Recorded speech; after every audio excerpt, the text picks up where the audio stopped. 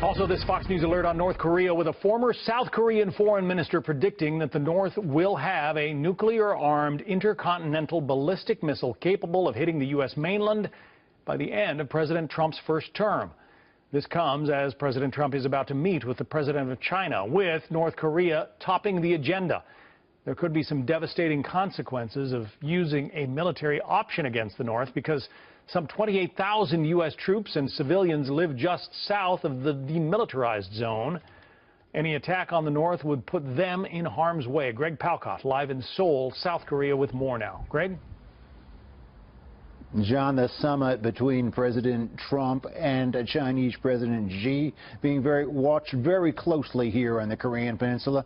There are a few places that are closer to the threat. In fact, just in this region around the city of Seoul, there are 25 million people. That includes U.S. troops and American civilians who are within artillery range of North Korea, and that's not including those nukes and missiles. Now, the intermediate range missile, which was tested this week off the eastern coast of North Korea, that did not travel too far, according to the experts, but it traveled enough to send a message also, according to the experts, to those involved with the summit. The regime still very much in business. We met today with former South Korean Foreign Minister Hong Seung-ju. He confirmed to us what others had been claiming, that North Korea could have a nuclear-tipped ICBM ready to hit the mainland of the United States by the end of President Trump's first term in office, that is 2020. Here's a bit more of our back and forth. How dangerous is North Korea now? Well, North Korea is dangerous, certainly for South Korea, to the region as a whole, and at the same time, even to the United States. It's becoming more and more dangerous to the rest of the world.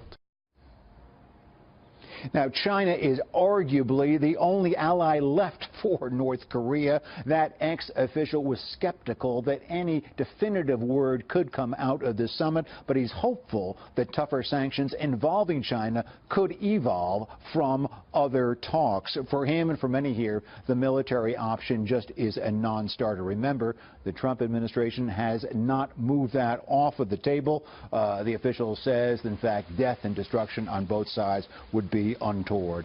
Interestingly enough, John, many folks here see that the wild card in this summit, the wild card in this ongoing conflict with North Korea, is not the president of China, is not Kim Jong-un. It is, in fact, President Trump. He is the new kid on this potentially deadly block. We'll see if he stirs anything up. Back to you. Tense times on the peninsula there where you are. Greg Palkot. Greg, thank you.